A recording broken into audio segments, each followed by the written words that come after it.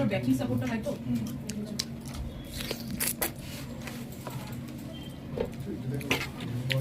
registry করে কাজে বাড়িতে করে দিতে আর কি আছে মেয়ের বাড়ি থেকে আসে না তো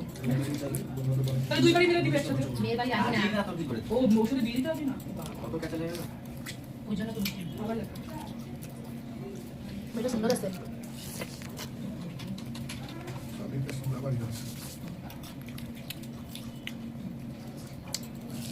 দিদি আসা যাও ভালো করে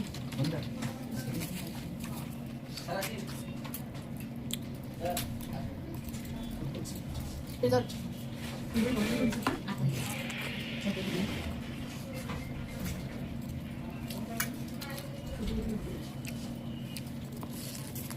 তো ব্যাকিং আছে শুধু ভালো ব্যাকিং শুধু তো ব্যাকিং নাই না শুধু ব্যাকিংটা শুরু করতো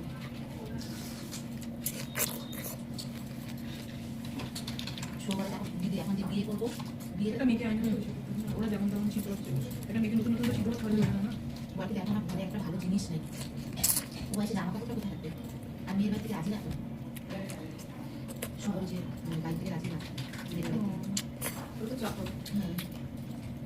ওরা পালাই বিয়ে করবে সবাই বলছে